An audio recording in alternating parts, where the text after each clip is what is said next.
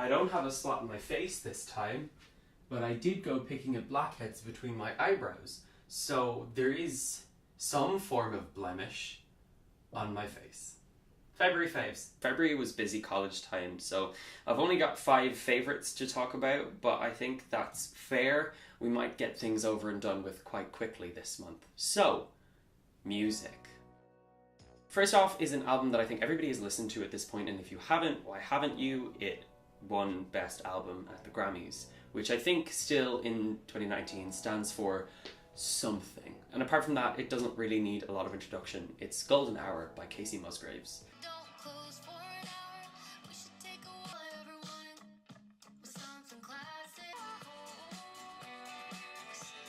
I actually listened to this album a couple of times back last year when it was being put in all those top albums of 2018, but for some reason, I think it was exams and just anticipation of Christmas break that just made me not really care. However, I returned to it this month and I can only say thank you. I don't know who I'm thanking, but I'm thanking someone. I am not a fan of country. However, this is country. I think it might be the pop music direction that Casey Musgraves went on this album that might be the one that made everybody fall in love with pop music again, but also made everybody fall in love with country music, full stop. And there are some really nice, not country touches on there, like the vocoder in Oh What a World.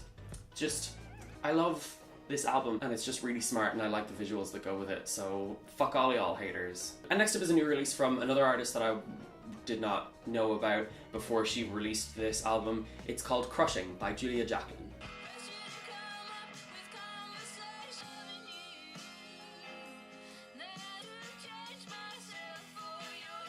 My friend Grace actually recommended Julia Jacklin's music to me a couple of times before this album came out, and I just straight up blanked her and I didn't listen to it. And then I sent her this album when it came out because I was like, who told me about this album? I've heard Julia Jacklin's name, I just don't know where. And I sent it to Grace and she went, I have told you about this artist at least 5 times. It was actually maybe twice. Every now and again I find myself drawn to sort of folky singer-songwriters, and Julia Jacklin is definitely one of those artists who I just kind of go, huh?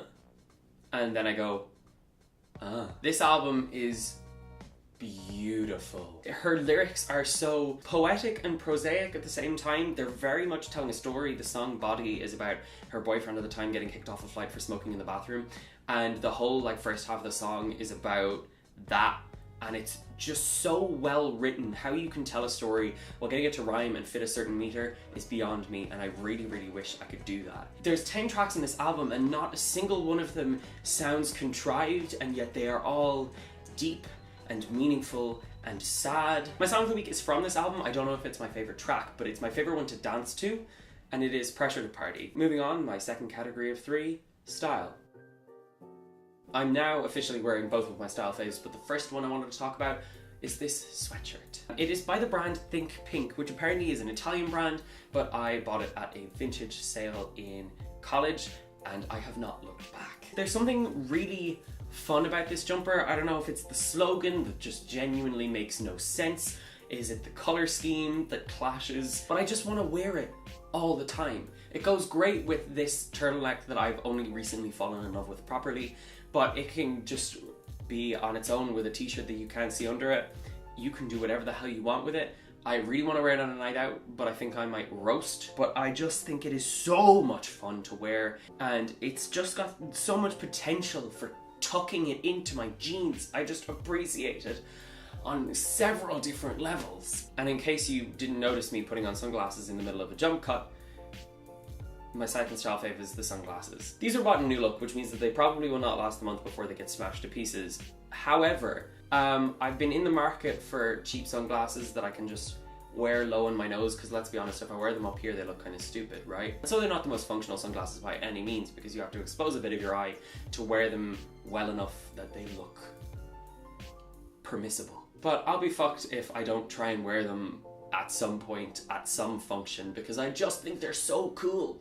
And I love wearing glasses. I like accessorizing all of a sudden, and I think you should too. And finally, my other faves.